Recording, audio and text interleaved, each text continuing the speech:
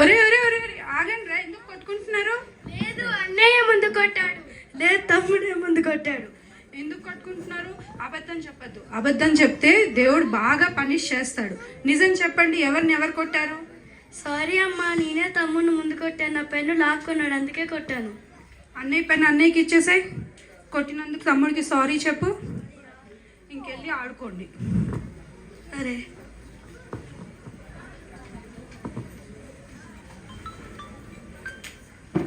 Hello hello Harika, ఎలా ఉన్నారు? మేము బాగానే ఉన్నాం, మీరెలా ఉన్నారు? బాగున్నా అండి, మీరు ఎలా ఉన్నారు? మేము బాగానే ఉన్నాం.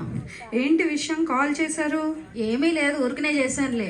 అంత లేదులే, ఊరికే చెయ్యరు. ఎందుకు చేశారో చెప్పండి. ఇంట్లో ఉంటే వద్దామని కాల్ చేశాను మృదులా. బా, ఇప్పుడు ఈమె సాయంత్రం దాకా వెళ్ళదు. నాకేమో చచ్చేంత పని ఉంది. ఏం చెప్పాలి?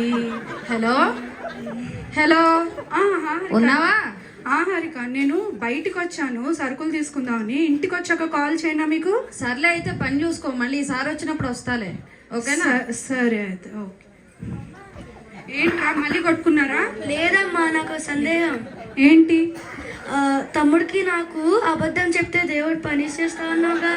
అవును, అయితే అబద్ధం చెప్తే దేవుడు పనిష్ చేస్తాడు. అయితే ఏంటి?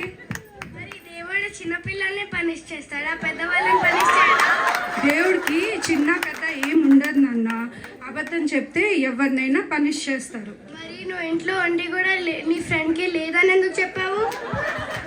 అది అబద్ధమేగా. నిజమేరా, మిమ్మల్ని చెయ్యొద్దని నేనే ఆ పని చేశాను. నీతులు చెప్పటానికే, చెయ్యటానికి కాదన్నట్టుగా అయిపోయింది. ఇంకెప్పుడు అబద్ధం చెప్పద్దు. నేను చెప్పను. నేను వెళ్ళి ఆంటీకి సారీ చెప్పొస్తాను. మీరు వెళ్ళి ఆడుకోండి. సరే.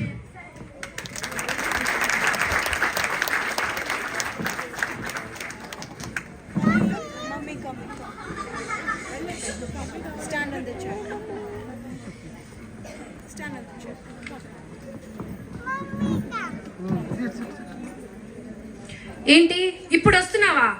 ఇంట్లో బోల్డ్ అంత పని ఉంది, త్వరగా వెళ్ళి కానీ ఫినిష్ చేయి. సరే అమ్మా.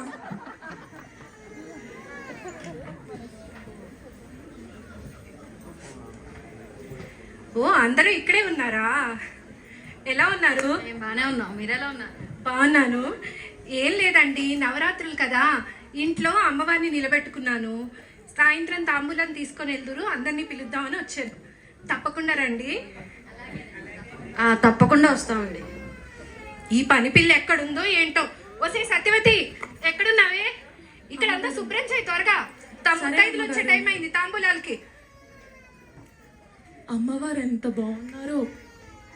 చూసింది చాలు, త్వరగా వెళ్ళి అక్కడ అంట్లున్నాయి కడుగు. సరే అమ్మగారు.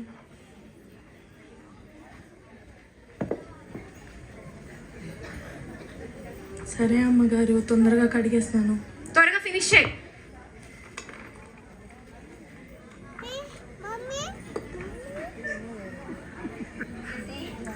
రండి రండి. శశి, అమ్మవారి అలంకరణ ఎంత బాగుందో. రాత్రి అంతా కూర్చొని చేశాను. అమ్మవారి చీర చూసారా? 50,000 పెట్టి మొన్నే కంచి నుంచి తెప్పించాను. అబ్బా, ఎంత బాగుందో. రండి సెల్ఫీ దిగుదాం.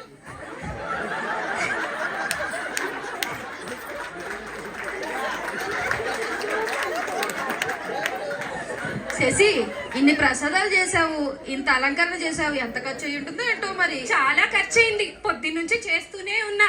రండి, ప్రసాదాలు రుచి చూసి ఎలా ఉన్నాయో చెప్తురు.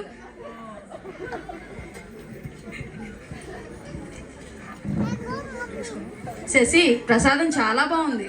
అవునా, చాలా థ్యాంక్స్ అండి. ఏంటి?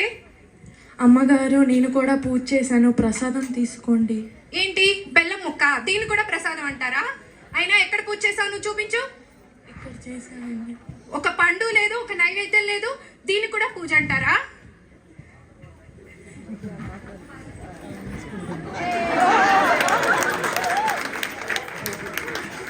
ఆపండి. ఇదేనా మీ పూజ? ఇలానే చేయాలి, ఇంత ఘనంగా చేయాలని ఎవరైనా చెప్పారా మీకు? అసలు అమ్మవారు మీ ఇంట్లో కొలువై ఉండాలంటే ఏం చేయాలో తెలుసా? శుక్రవారపు పొత్తు సిరిని విడువద్దు, దివ్య గుండెనూదగవద్దు బువ్వనెట్టద్దు తోబుట్టువల మనసు కష్టపెట్టద్దు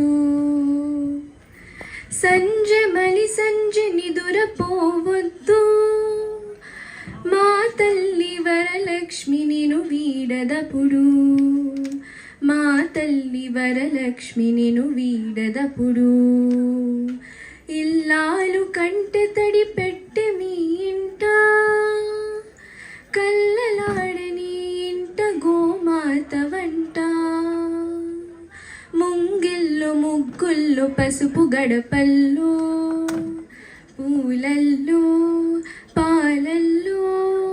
పూలల్లో పాలల్లో ధాన్యరాసుల్లో మా తల్లి మహాలక్ష్మి సిరుముగానుండు మా తల్లి మహాలక్ష్మి సిరుముగానుండు.